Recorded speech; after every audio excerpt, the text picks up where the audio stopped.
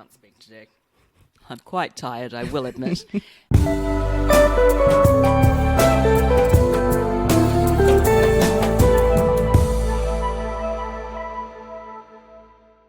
Hello and welcome to As It Comes, Life from a Musician's Point of View. I'm Davina, I'm a freelance cellist based in London, and I finally feel like my summer has begun. It's always the gamble of the freelancer whether work is going to come in over the summer. The number of times I've chatted to colleagues about what they've been up to be met with a shrug and, oh well, it's August, isn't it? Teaching has dried up, the concert seasons are on hiatus, and you think, how am I gonna earn money? It's daunting, especially in your first few years of freelancing, looking ahead in your diary and seeing a vast array of blank pages, thinking, oh my goodness, I'm never gonna work again, or I'm gonna be super poor in September. Not to mention that this seems to be timed just when self-employed people here in the UK have to pay half their tax bill. Not better about that at all, not at all. I'm noticing now that I've been doing this for a few years that it's different sorts of work that comes in. Summertime, in the UK anyway, means festivals, weddings, functions, tours, operas, which are especially huge here. While the stable work you do during the year is on a break, now is the time for spontaneous and fun work to shine. In the last few weeks, I've been on tour with an 80s pop legend, as well as played approximately 5 billion notes in a chamber version of Wagner's Das Rheingold, and got to hang out with some amazing friends and colleagues along the way. But now, it's time for me to have some time to myself, recharge the batteries somewhat, and remember what it's like to do nothing for once.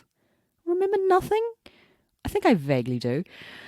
The other night, my husband Mark had to remind me that it's totally okay to take an evening off, drink beer, and watch Star Wars. And I need reminding to do that, otherwise I will find something to stress about. I think I've trained myself to keep afloat always, say yes as much as possible.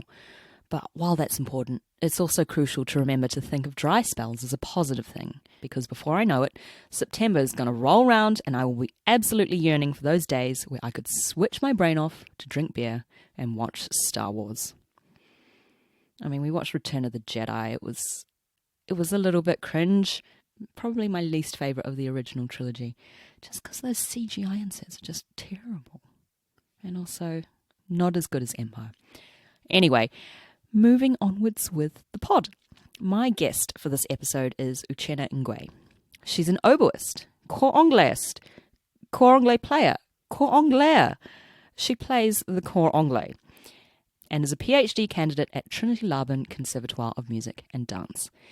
She's founded an initiative called Plain Sight Sound to shed more light on Black British, African and Caribbean classical musicians throughout history, in conjunction with setting up the Dickus Ensemble, which aims to uncover chamber works by these composers. I was lucky enough to play in Dickus's concerts at the end of 2018, so you'll hear us refer to those throughout our conversation. Now, if you want to learn more about applying for Arts Council funding, this is the episode for you, as Uchenna very kindly shares her experiences of the crap fest that is making an application for funding. She did it and was successful. Yay! I have to say, it was so enlightening talking to a wind player. I love the little nerdy insights on what makes instruments so unique, the little quirks we have to deal with when we play, so you'll hear I learned a lot about oboe playing in conversation with Uchenna. I hope you find it interesting too. A little mention before we get stuck in, you'll hear us talking about Winifred Atwell, a fascinating figure that I'd never heard of before, yet in the chat it didn't occur to me to clarify who she actually was for listeners. So, Winifred Atwell was a Trinidadian pianist. She was classically trained at the Royal Academy of Music, but popularised boogie-woogie and ragtime piano playing throughout the mid-20th century. I'll put a link to Chen's blog post about her and check out her recordings because the energy from them is just so infectious. I've written a segment about Atwell for Radio 3 and that's going to be coming out soon on Time Travellers as well. Also, trigger alert, there is some brief discussion around the word moist.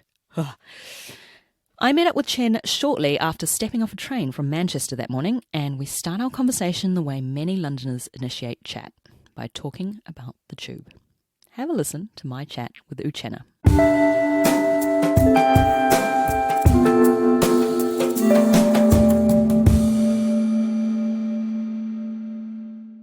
think if we'd done it at my flat, we definitely would have felt like we were in a tube station. Yeah, you said you live above the Victoria line, is that right? Yeah. So you feel the tubes just going. You feel it, you can hear it, 24-hour tube at the weekend. Night tube, yeah. Night tube, which I haven't used as much as I thought I would, so I'm less happy about it because all I get is the noise. Yeah, I don't really use the night tube. I think I did once, reluctantly, and I got stuck on the Jubilee line with a massive horde of Taylor Swift fans that were coming back from Wembley. It was basically rush hour, but with drunk people. Yeah, that's how I feel about the tube, and I find it worse than the night bus. Oh, yeah? Yeah. Yeah. Maybe because with the night bus you actually get like a bit of fresh air. Occasionally. Fresh air interspersed with the vomiting. And yeah. Who knows? Oh, goodness. Oh, our lives. Welcome to the podcast. Thank you. Thank you so much for meeting me today. Here we are in your workspace. At Trinity Laban Conservatoire of Music and Dance. That's the full name. You heard it here first. And it's very warm today. So I was just wondering, what has been filling your days during the summer? Okay, during the summer, because I'm not doing any tours or festivals or anything this summer, gigs have kind of got a bit quieter, so I've got a bit more space during the week usually. And so I'm concentrating more on my research for my PhD. Oh, good. That's a good thing to do, isn't it? When you run into one thing and then you can do something. Exactly. Focus on something else. Yes. Yeah. And how productive have you been in this heat? In this heat, well, on the hottest day, I was mostly lying under a fan on the floor. Sort of attempting to read for about half an hour, but it was really too hot to do anything. Tried to do a little bit of practice. Couldn't do that at all. Playing the oboe in that heat was not fun. How does the heat affect your oboe? I think my reeds actually quite like it. Really? Yeah. Because reeds are super temperamental, They aren't are. So mine tend to like it when it's really humid or when it's really hot. So basically times when you don't really want to be playing anything. Yeah, okay. And then the reed's like, hello. Yeah, exactly. So it sounds really good. Wow. My cello doesn't like humidity. It just sounds like it's underwater. Ah. I mean, it's hard to describe, but just sounds a little bit woolly, I think. Right. It just lacks clarity. Yeah. Maybe that's the opposite of what you have with your reeds. Yeah, because I mean, they kind of need the moisture. Sure. I don't know why. I don't think it happened with my old instrument. So it might also be a lot to do with the instrument as well. Okay. Is that why you always see oboe players dipping reeds into those little film canisters? Filled with water. Filled with water? Not that many people use film anymore in their cameras. No, they're really hard to come by, though. Yeah. Yeah, because when the cane's wet, it's much easier for it to vibrate. Not everybody actually uses water. Some people will just put it in their mouth and use their spit. Mm-hmm. I don't. Just because that's the way I learned, was just dipping it in water. And for me, it's much easier to do it that way because it just plays straight away. Yep. Yeah. You must sometimes come across performance situations where it's very dry or you have no saliva. Exactly. So it's better just to rely on outside sources. Exactly. I mean, you will quite often see oboists just sitting there not playing with their reeds in their mouths as well. Oh, I have seen that. Yeah. Yeah. And it looks like they've got a kind of cigarette thing in their mouth, but they're just lubricating. Exactly. Gross. Yeah, just keeping it moist. I really, really dislike that word. You know what? I have this theory that it's just something to do with words that have the combination of O and I together are disgusting. Oh, okay. Okay, so you have moist. Yes, hoist. Loin. Loin, I really don't like that either. Groin. Groin? Not great. No. Poise. Poise. No, that's a brand of incontinence pads. I think, well, in like somewhere in the world where I've lived. Maybe not here. Coil, toilet, ointment. Ointment, yeah. Moist ointment. Lovely. Anyway, so segue. So you're an oboist and a cor Ngwe player. Yes. As we have established. But you're also a PhD candidate here at Trinity College of Music. Can you tell us a little bit about your research and what inspired you to take this path into academia? When the idea of doing a PhD came up, first of all, I was kind of anti the idea of doing a PhD. because I had this research that I wanted to do into black musicians in Britain, really. And for me, the idea of going back to college and studying was just not a thing I was interested in. Yeah, I get that. It's like you leave and then you're like, how did I do this for 7 years? It's such a long time ago now. Because I was finishing my postgrad so it was just a non-starter for me initially. But the reason I wanted to study these musicians is because there seems to be this idea at the moment that the black classical musicians that are around are kind of an anomaly, and that it's a very recent occurrence in music history where there weren't any before. Right, yeah. But obviously people had heard of people like George Bridgetower, who was friends with Beethoven, who was really famous around then, Samuel Coleridge Taylor. And then the others you hear tend to be African-American, so from the mid-20th century onwards. So there's a huge gap, especially in what's happening over in Britain. So I wanted to explore a bit more about that, started doing a bit of my own reading, asked a few people what the best way of researching this kind of subject is, and PhD was one of those options. Back to college you go. Exactly. So you wanted to find out a little bit more about sort of the contemporaries of composers that are a little bit more well-known in the sort of Western canon. Exactly. That have been there in history, but just haven't had so much exposure. Exactly, yeah. I mean, this idea of the canon is quite useful as a way to latch on to different genres and styles, but there's so much more happening outside of that. So I wanted to find out what else was going on and try and relate it to wider history that we all know about, because that's the other thing we don't do as well. If we're talking about someone like Haydn, what else was going on in Europe when he was writing his music? Yeah. Most of us don't know that, especially when we're learning in music colleges. We learn how to play the music. We don't really understand why it was written or what context it was written in. Yeah, sometimes you just end up contextualizing with other music. Exactly. Don't you? You're like, Haydn was before Mozart, which was before Beethoven. But then what was going on as well? And I think that sort of dictates the, I guess, social climate. Exactly, that they were writing this music. Definitely, yes. So social climate's a really good phrase, actually. That's something... Thanks. That's something that has been really interesting to me in a way that I didn't think it would be, because I was so focused on the music and finding more pieces to perform, basically. Being an oboist, we don't have as wide a repertoire as you would. Slim pickings, really? Oh, I don't... Yeah, what? I mean, actually, now that you mention it, I'm just trying to think of something, a famous oboe. Strauss. But yes. That's all, basically. You could have had a Mozart and Haydn as well. Haydn, really? Yeah, Haydn. What did he write for oboe? A C major oboe concerto. Is it in C? I don't know. Asking totally the wrong person. Everyone always does Mozart, basically. Isn't there a Mozart concerto, which is a flute concerto as well? Is that... It's an oboe concerto. It's an oboe concerto. But the flutes sometimes play it. Play it? Yes. Are you just saying that because you're an oboe player? I don't know. I'm not the expert on double reed repertoire. Anyway, yes. So it's an oboe concerto. But yeah, so flutes do sometimes play that. But yeah, we've got a very limited repertoire. Actually, no, I wouldn't say it was limited, but in terms of canonic composers who've written for the oboe, it tends to be quite limited. Sure, yeah. So I think we get used to looking for repertoire that's a bit outside of the box. And I've always been really into chamber music, and so looking at chamber music with the oboe in, unless I want to just play wind quintets, I then get to look at different combinations of instruments, so then it gets more interesting, really. Yeah, it becomes a bit more rich, doesn't it? Yeah. What's your favourite piece that you've uncovered from your research? Oh, that's a very good question. My favourite piece is probably the 5 pieces for English horn and piano that I performed at the end of last year. And yes, you were there. I was there, yeah. It was quite a contemporary piece, wasn't it? It was. Although, I don't know if we can call it that contemporary anymore, because it was written in the 60s. Oh, yeah. See, that in this kind of context, we always say anything that's 20th century is contemporary. But it's the 21st century now. It is. Getting older and older by the minute. The 60s is still fairly modern. Yeah, so it's still fairly modern, relatively modern compared to all the other music that we tend to play. Mm-hmm. Yeah, so that was written by Ngwe, who was a Nigerian composer, and he was studying in Dublin when he wrote that piece, actually. Okay. He was a former Trinity College of Music student. Right. Oh, there you Yes. go. It's a small world.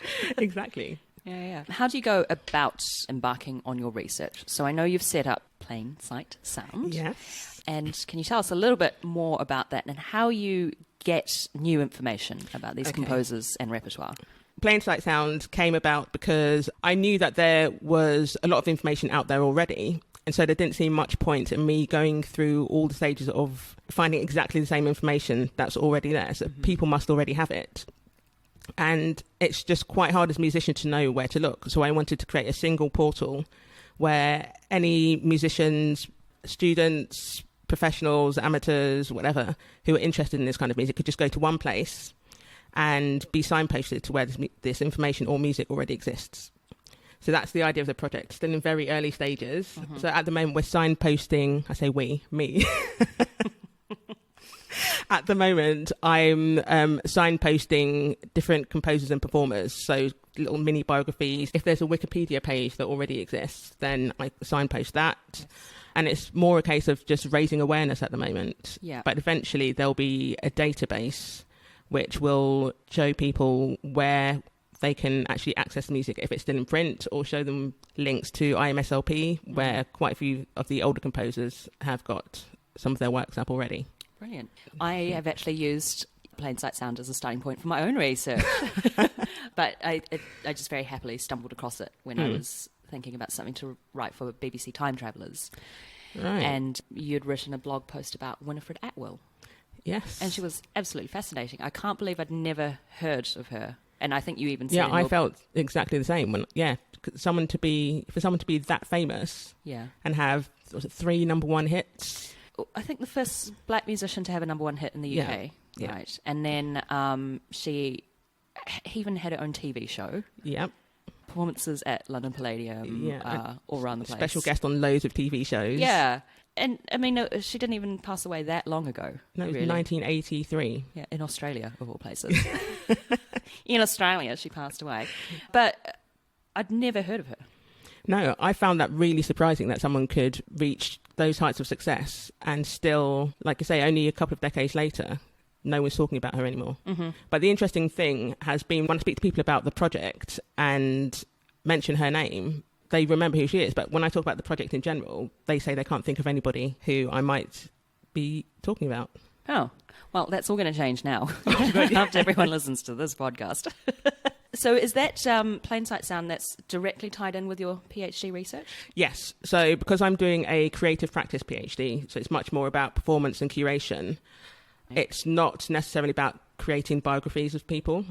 Okay. But I need to create the biographies in order to find out what people did as part of their careers and where the music might be and what kind of music they wrote. So because I'm finding all of this information anyway, I might as well put it somewhere that other people can use it. Oh, excellent.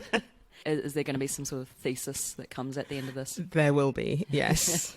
So creative practice involves a practical element, which there will be an event performance extravaganza that I haven't worked out yet, but I've got a few years. How many years have you got? So I've said between 4 and 5 years in total, and this is still early stages, so I've just finished year 1. Oh, wow. Okay, so 5 years. How many years is that in, like, dog years? That's like 35 years. It's probably about the same in musician years. Okay, so this is year 1. Okay. Yes. Very so early year on. 1 has been a lot of finding information, working out where the sources are, going to different archives. Went up to Scotland twice in 2 weeks, which was exciting. Wow. Yeah. A lot of travel. Yeah, a lot of travel, but really, really useful.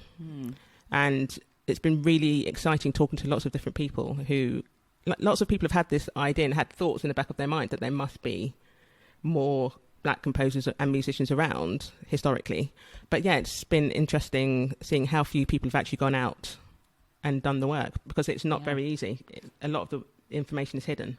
Yeah. Well, it's a testament to your dedication that you're the one actually doing something about it now. So I'm sure, like, in future you'll make the job easier for someone else. Yeah. That's brilliant. So you mentioned that there's the creative element to it. Yes. Performance extravaganza, in your words. Yes. Maybe I shouldn't have said that at this stage. I reckon it's going to be an extravaganza. I mean, why not? So that ties in with how you set up your ensemble, Yes. the Dickus Ensemble, in conjunction with your research, Yep. to uncover chamber music written by Black, African, Caribbean and British composers. Yes. So can you tell us a little bit more about the ensemble? Yes. Okay. So the ensemble was set up before I even had the idea for this project. So Oh, okay. the idea really initially was that, like I said before, as an oboist, if you want to do traditional ensembles, you are kind of limited to wind quintets or sextets or dectets. And then occasionally you can do things with string players. But I wanted to see what else was out there. I knew that lots of people have written from really complicated, exciting chamber variations that hardly ever get played because it's really complicated to put those things together in a concert. And I knew that Samuel Coleridge Taylor had written on Annette. Yes. Yes. And so I decided, why don't I put together a concert that's based around this nonette that Coleridge Taylor had written? At this stage, I didn't really know much about him, actually. Like most people, I knew his name, knew a little bit about his background, but I had never performed any of his music. And not to be mixed up with the poet with a very similar name. Exactly. Which Google does all the time. Really? Even if you put it incorrectly, yeah. See, I need to remember which way round the Coleridge and the Taylor goes. Yes. Well, if you think Samuel Coleridge Taylor, he put a hyphen in. Okay. And that helps me. And that's the composer. That's a composer. Right. Yes. So if you think Coleridge Taylor is one name. Okay. And then Samuel Taylor Coleridge is the poet. The other one. See, I would think that maybe because Coleridge comes before Taylor, the C is for composer. That's a really interesting way of doing it. Oh, it's a little insight on how my brain works. That's going to confuse me. I'll probably never be able to say his name ever again. I'm sorry. Well, I'll try and think of it your way, the hyphen. Okay, so the other one didn't put in a hyphen. No. No. He was a poet. He was like, I'm not going to waste time with He was hyphens. a poet, yeah. He's too busy writing. So, you based a concert around this nonette. Yes. So I decided, this is probably about a year before we actually did that concert for the nonette. So I decided I wanted to put base a concert around Samuel Coleridge Taylor's nonette. What else could I program to go with that? Yeah. Maybe some string quartets or some wind quartets or a piano quintet. Very exciting. Because the nonette has very rich instrumentation, doesn't Exactly. it? So it's got oboe, clarinet, Bassoon, horn, piano in the middle, double bass, cello, viola, violin. Exactly. That's 9. I went sort of that way round the semicircle from my memory. So from that, you can have a lot of flexibility with your instrumentation. Yeah, but apparently that was too easy, and I decided to look at his because his heritage was so interesting. His dad was a doctor originally from Sierra Leone, and his mum was English. Okay. But he was born in Holborn.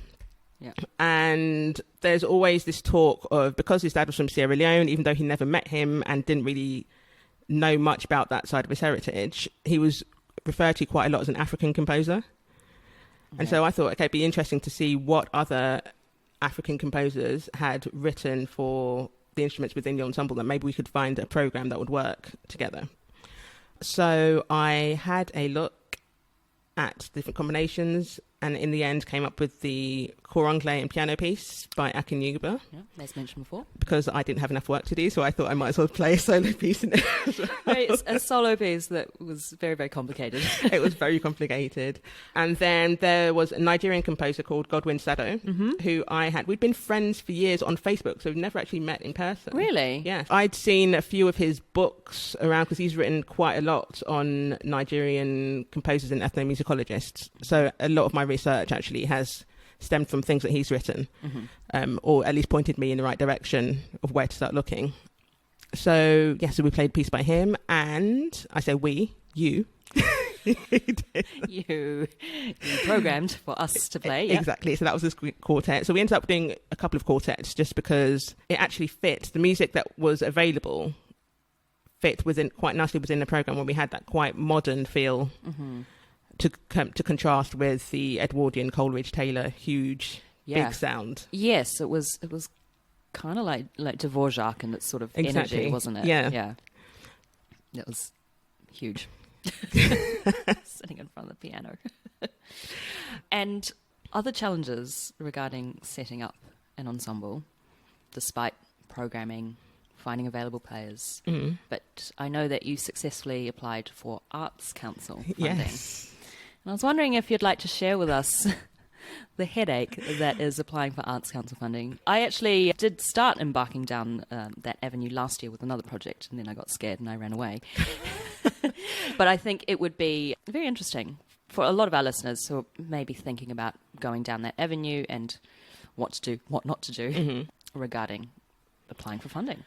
Arts Council funding, it's very exciting. So it's been really interesting. I think I've applied 3 times. Yes, 3 times. So that project with the ensemble performances was the second time. Okay. The first time I was rejected. And that was related, but it was a much bigger proposal, kind of more around schools, education workshops and things like that. So it would have been a much bigger thing and longer term. That was rejected. Okay. And then the performances with the ensemble were accepted. Okay. So was there any sort of feedback as to why things get rejected or why things get accepted? Or was it just kind of luck of the draw? I feel like, because I definitely had a lot of people looking through my applications. Yes. And so nothing was sent through until they thought, yes, this is definitely great. It's a really good idea. It's clearly laid out. But at the end of the day, it still depends who's on the panel. Sure. And because they go through sort of cycles of reviewing various projects that they need to Exactly. consider. So Yes. I imagine it sort of depends on who else you're being compared to on the day, right? That's my understanding of it, yeah. Yeah. So you might have an amazing proposal, but something else goes through and they think that's slightly more amazing than yours. But if it had gone through the week before or the week after, it might have been a sure thing to get through. Yeah, exactly. You're surrounded by all these terrible mundane projects and you're like, this is the standout. Exactly. It's a little bit like doing auditions, isn't it? It is, yeah. You know, you might be playing like your absolute best, but then someone else is just playing a little bit better on the day. Exactly. And then you might have a really incredible day. You might be that person Exactly. in a different situation. Yeah, and the important thing to notice as well with the Arts Council panels, not necessarily with everything else, but they are not necessarily musicians. So they're not necessarily really? musicians Of who course, will be yeah. looking at your specific proposal. Yeah. So something that might be really obvious to you or to every other musician might not be to them. So they might think it's not a big deal. Right. Whereas to you, it's the most amazing, spectacular thing in the entire world. Yeah. So I guess you have to be very, very concise in your application with how you explain the importance of your project, Yes. right? Because I know a lot of the sections, they limit you to only 1,000 characters. Exactly. How do you do that? What do? I think I wrote everything in Word. So you basically put everything down that you want to do. Yes. So you've got all your ideas there. And then you basically just do a character count in Word and you keep editing it down and down and down. And you really do just need to get other people to read it and see if it still makes sense. Yeah. But the problem is you will have to take things out. So it really is a case of just really guesswork, I suppose. Trying to work out what is the most important thing. Yeah. Prioritizing. Exactly. That's really, really tricky. It's making every single character count. Yeah. But I think that's really a good advice, is just to get other people to look at your Yeah. application, because I imagine you can drive yourself crazy looking at can, the same yeah. words over and over again, and then you can overlook something that's really, really obvious. Oh, like I've used that word 5 times in a row. Why did I do that? And especially if it's your own project, everything will be really obvious to you. You know what that's meant to mean. But you can show it to somebody else and they'll just say, I have no idea what this is about at all. So how many people did you have reading through your proposal? So I had 2 people at the Arts Council read through it, so 2 relationship managers who were really helpful. So that side of it, they do really want your projects to get through. Okay, so would you say that they're quite approachable? Yes. They're happy to help people who are prospective applicants? Exactly, yes. If you've been through once before and they can see actually your project does have legs, they will be really helpful. I had a couple of other people who had their own projects go through successfully as well. Yeah. That's really useful. I also had one of my brothers who has never done any of these things before, just as a complete outsider. Oh, right, yeah. Read it and check and make sure that it actually made sense. That's good. Is he a musician? He's not a musician at all. Right, No. yeah. So my siblings aren't musicians either. So it's, it's refreshing to get that viewpoint. It is, yeah. So, yeah, that was really helpful from an editing point of view, just looking at it, do those words make sense in that order? Mm-hmm. Have I got a verb in the sentence? Exactly. Oh, wow. And then it got through. Yeah. And I was really shocked, actually, because I was just expecting, because so many people put things through all the time and don't get anything. And then you hear about all these mythical groups that get funding all the time. Mythical groups. Yeah, so I was really shocked. Just like, oh, wow. So we're actually doing this now. Like, so happy, right? Yeah. So, yeah, ecstatic. And then I realised how much work we all had to do. Oh, yeah. No, this is just the beginning. Exactly. How long did it take between you applying and finding out? So I think they say up to 6 weeks, and it was something like 5.5 weeks. Oh, so. Right down to the wire. Exactly. So you're right on tenterhooks, right? Definitely. Almost until the end. Thinking, okay, it's going to be fine. It's going to be fine. Yeah. And then it was. Yeah. Every time you get an email on your phone, you just think, oh, it's the news. It was a really great experience, but the other thing to know is that once something goes through, it doesn't mean it's going to go through again. I'm now. So is this for future? Yeah, for future funding projects. So I'm now about to start another application. Oh, fun! In the summer, because you just didn't enjoy it enough the first time. Exactly. I feel like I just want to keep doing this forever. During the summer, I don't want to go outside. Exactly. Who needs the sunlight? Yeah, I'll just lie on my back under the fan and apply for Arts Council funding. Exactly. So what will that funding be going towards? So it'll be going towards a few more projects, actually, and hopefully going into some schools as well. So we've identified some schools of possible partnerships in East London, which is very exciting. But it's just a case of getting the funding for it. So is it like you're coming full circle? Because was that your original idea you had for the first round of funding? Yes. Yeah. And then now that you've got the initial funding, you can go back to what you wanted to do. Exactly. Yeah. So sometimes you do have to break it down into smaller, I suppose, more easy to understand parts. Because it might have been that because there were the performances as part of this resource pack that I wanted to put together, it might have been a bit difficult to understand. So now we've done the performances, they can see, oh yes, this ensemble can actually play this music and it does exist.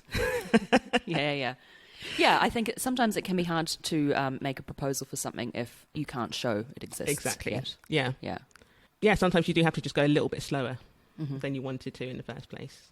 Oh, yeah. Go at your own pace. Yeah. I'm always really impatient, so I try to do everything all at once. Yeah, I think sometimes I can be the same. I do have to remind myself, like, doing it just one thing at a time. Yeah. But you can't help it sometimes. Sometimes everything just comes at once.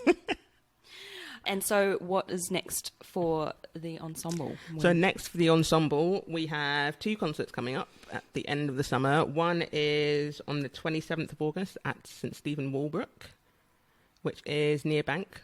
Okay, yeah. And the next one after that is on Thursday, the 19th of September at the October Gallery. So both of those are part of a concert series that the pianist Rebecca Omordia has put together. Oh, okay. She's looking specifically at African art music. So obviously that fits in quite a lot with the repertoire that the ensemble is playing at the moment. Ah, so we've got the quartet playing in the August concert, and then the September one will be music for oboe, flute and piano. Oh, wow. So are you happy now that you've uncovered some more repertoire? I am. You've given yourself something to do. Exactly.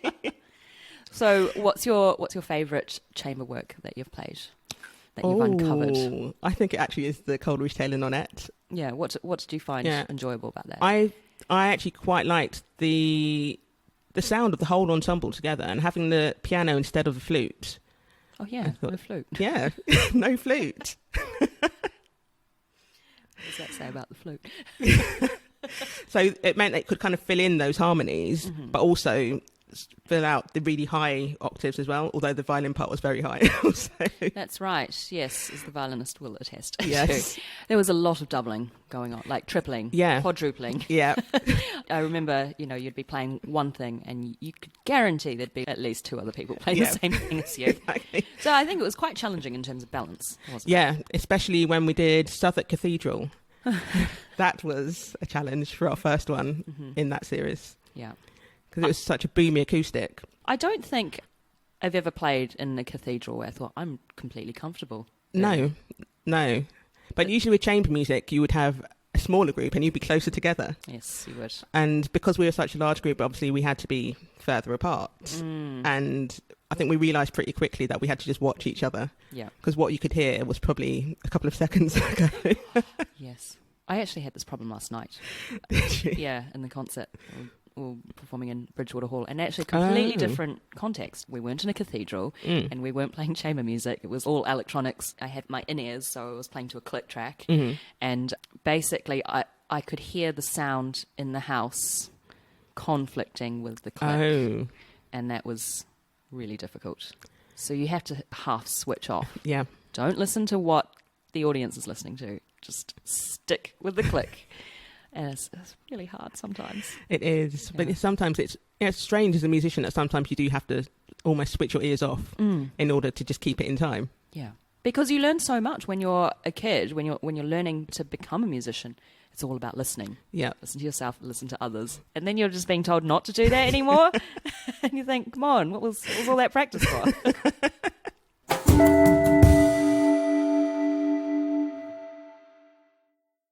I mentioned to you that there would be some surprise questions. Yes, you did. Tentative. I'm a bit worried about these. One always is. But it's fine. So this is the wildcard question round where you have the opportunity to choose what I ask you next. Oh. So there are 3 choices and you get to choose one. Okay. To answer.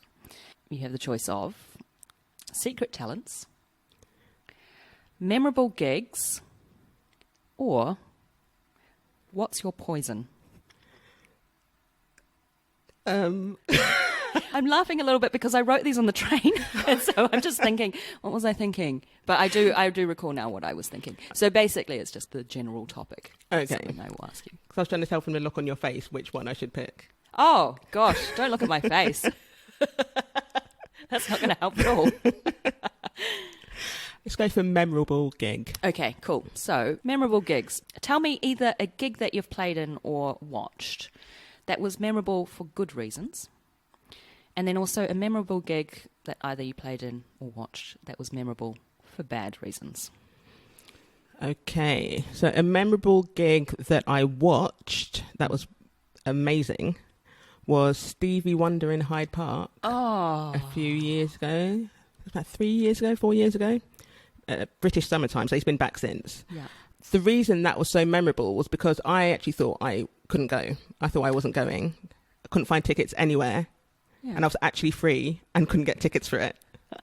And posted on Facebook about how sad I was that I wasn't going. Mm-hmm. And then a very lovely friend of mine said that she had seen a post in her local area Facebook page that somebody had a ticket and couldn't go. And did anyone want it? Oh. And so at, I think it was 7:30 on a Sunday morning, I jumped on the tube, went up to Walthamstow and got this ticket. Wow. To go and see Stevie Wonder, and it was the best day ever. And then obviously there were lots of people I knew in the parks. Everyone's like walking around having the best time ever. Yeah. It was such a lovely day. And I got to see Stevie Wonder for the first time. That's incredible. Yes. That's the kind of situation which makes you think the universe is going my way. Exactly. Yeah. Oh, that's really, really nice.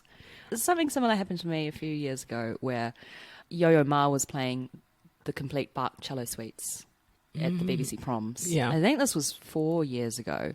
And with massive things like that, sometimes I don't even try to get a ticket because I just think, like, they're just going to get sold out in, like, 10 seconds. So I was like, oh, whatever.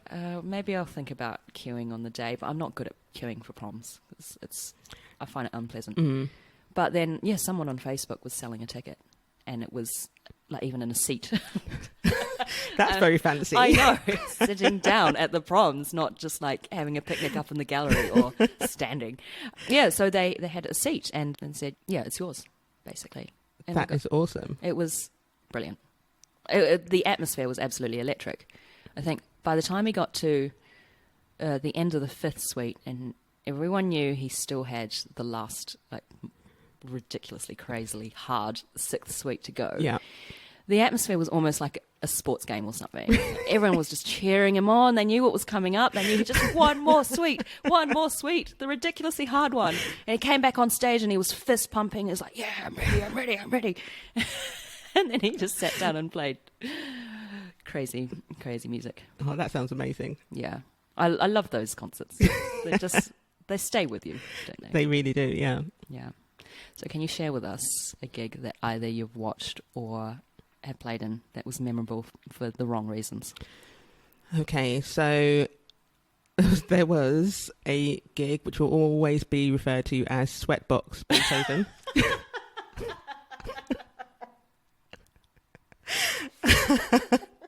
Oh no, this does not sound promising. And I think it was a Beethoven 9 as well. But it was on what up until then was the hottest day of ever, basically. Hottest day of ever? It was the hottest day ever at that point. Okay, so this was before last Thursday. It was. It was. It's one of those old theatres which doesn't really have aircon. So the way you do the aircon is just by opening the doors at the front and the back. Okay. But it's Beethoven 9, so huge orchestra and a huge choir, all crammed into quite a small space. We started rehearsing. Everyone was a little bit warm.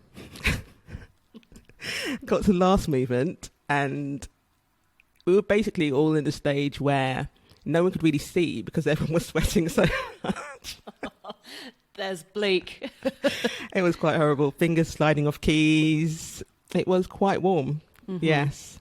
So that was the least fun Beethoven gig I've ever done. Oh no, and that's such a shame because you want to feel so uplifted by that final movement. Exactly, yeah. Everyone's just like going for it, exactly. But you're like, I don't want to.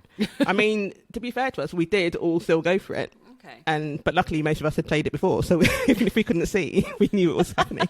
Oh, that's very good. That's a testament to your skill as a musician. I don't think I would be able to do that.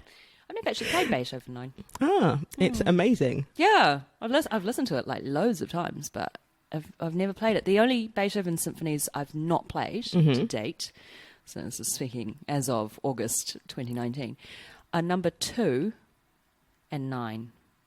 Ah. I've played all the others. I have a feeling I haven't performed 4, but I have done all the rest. Oh, yeah. Even 2. Even 2. Yeah. Yeah. 2, I don't really recall. Don't ask me to sing it. No, yeah, I couldn't sing it. It's not extremely memorable. So it's luckily you weren't playing Beethoven 2 during Sweatbox. It's very lucky. Everything just would have fallen apart. But I really like 4, actually, surprisingly. I think 4 is a bit of the underdog. 4 is one of those ones I have performed bits of, but never the whole lot. Mm. Yes, it's an excerpt. Oh, is it an oboe excerpt? Yeah. Yeah, no, we have we definitely have our things, like cello excerpts, beginning of the second movement of Beethoven 5. That's our Oh, yeah. Yeah. You look at it and you think, that's fine, but it's not. Yeah. The more that you practice it, the more you look at it, you just think, oh, there's so many issues here. Yeah. The Beethoven 1 I remember from college because we all had to learn it for conducting classes. So that was one that everybody did. And then you kind of learn all the parts because you only ever have about 6 people there. Oh, okay. So I was playing viola at one point on the oboe. How did that go? My alto clef reading is not amazing. Is anyone's? Can you even read alto clef? I mean, I had to do it for grade 5 theory. Oh, well, I mean, yeah. I mean, we all did grade 5 theory. Yes, I can read it, but playing it is very, very different. Because don't you just slide into some other clef? Well, that's what would happen. I didn't end up just going into treble. Yeah. Because, my mind just switches to treble. Even if I'm playing bass clef on the piano, I'll just go to treble. This is the problem that cellists have, actually. As a cellist, you have a specific clef for very specific registers of your instrument. Yeah. So bottom, bass clef, a bit on the A string, tenor clef, and then like high stuff, treble clef. And you really associate those registers with those clefs. Yeah. So when you get the odd person who says something like, oh, just put it down the octave. You're like, no, I can't do that. And actually it is really annoying because there are some composers like Schumann, Dvorak, they write in treble clef, meaning for it to be played an octave lower than written. Right. It's very confusing. So you see the panic in cellists' eyes. Yeah. Like, oh my God, how am I going to play that? It didn't sound like that in the recording. And then it's like, no, don't worry. It's down the octave. It's like, why didn't you write that in tenor clef then? That's not fun. No. That's a bit like asking an oboist to transpose. You don't have to do that ever, do you? Not usually, but it has happened Right. when a part might be supplied in the wrong key, for instance. Why would that even So happen? sometimes there might be an orchestral piece that is written in different keys, like a concerto, Okay. where Yeah. there are different versions in different keys. Mhm. And the soloist might learn one version, but the orchestra have hired a different one. I just did a massive eye roll. Yeah. And that's actually happened to me on more than one occasion. Yeah. But luckily we didn't ever have to perform with the Okay. wrong parts.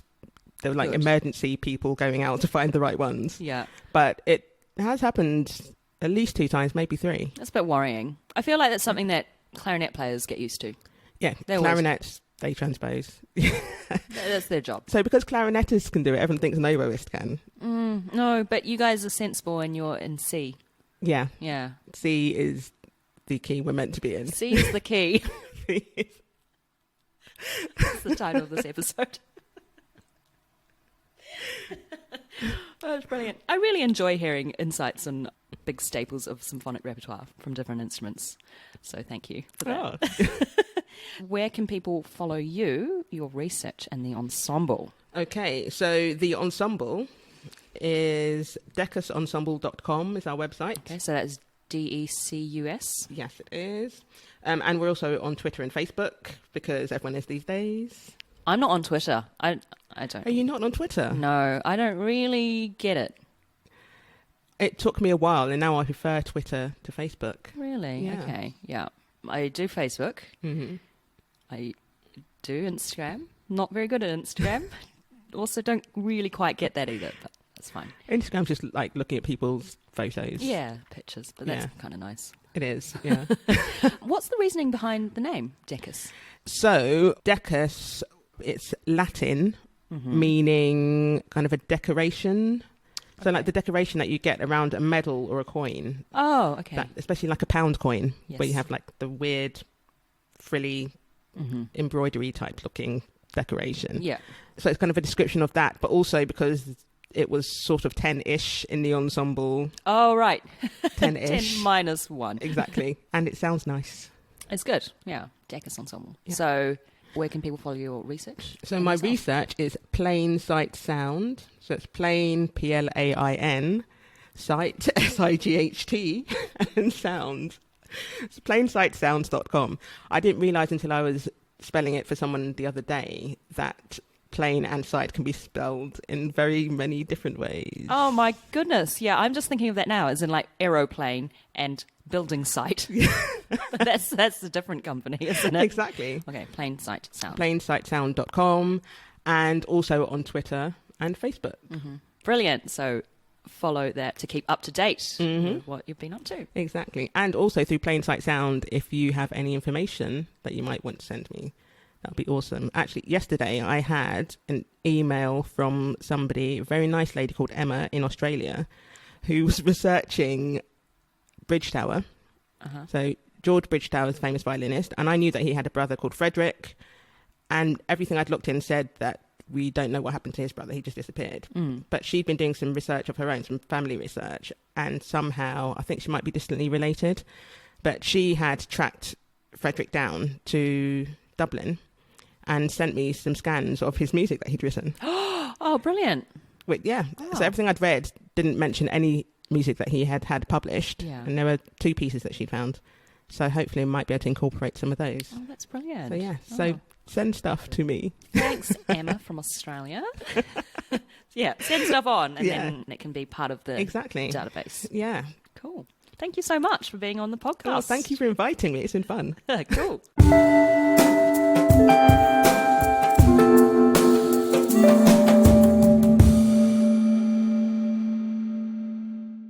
That was the wonderful Uchenna Ngwe. Make sure to check the show notes for links to her work. Thank you to the people who have told me what music college didn't prepare them for. I will applaud certain submissions for their brevity, such as being broke or life. However, in the interests of being a little more specific, I will recall a discussion I had with a recent desk partner, Miriam, while we were on a pop gig. We were mic'd and playing with in-ear monitors, so theoretically, you should be able to hear the sound of yourself, the other players, the band, If you don't have them, it's all just very loud, so you have no chance. Sometimes, though, the sound is just really difficult. You can't hear yourself properly because you might be getting too much of someone else in the mix, or sometimes your pack just runs out of battery, so you can't hear anything at all. I mentioned this a little in my conversation with Uchenna, but you spend your entire musical training learning to listen to yourself, learning to listen to others, and then all of a sudden, you're having to rely only on muscle memory. And just like that, you have to switch off everything you've learnt before. As string players, we learn how to play acoustically at music college, working on how to produce the best sound with the tools you have, that is, your bow and string. You work on projection, clarity, different colours. So it's understandable that working with mics and amplification can seem foreign if you haven't used them much. It's not like there's a class where you can sit down with all the tech and play around with it all, and there's definitely no performance class where you have to play without hearing anything. Suddenly, you're in the profession, and you've got to learn on the job. Like many things. If you have an experience that music college didn't prepare you for, then tell me, preferably in more than one word.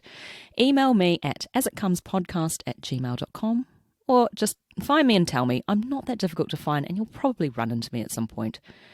That's it for today. Special thanks to Ros Nagy for my logo and Daniel Elms for my jingle. Huge thanks to Uchenna Ngwe for being so interesting and hilarious to chat to, and for putting up with me while I was tired and a bit out of it. To be honest, when am I not? And finally, thank you for listening. Whether you're on a lengthy commute, cooking, doing the gardening, or working around the house, I hope I've made your day a little more memorable. I've loved hearing what you think, so get in touch at asitcomespodcast@gmail.com. Like and follow the pod on Facebook and Instagram at asitcomespod. Remember to rate and review on Apple Podcasts or wherever you get your podcasts, and spread the word. I'll chat to you soon. Bye.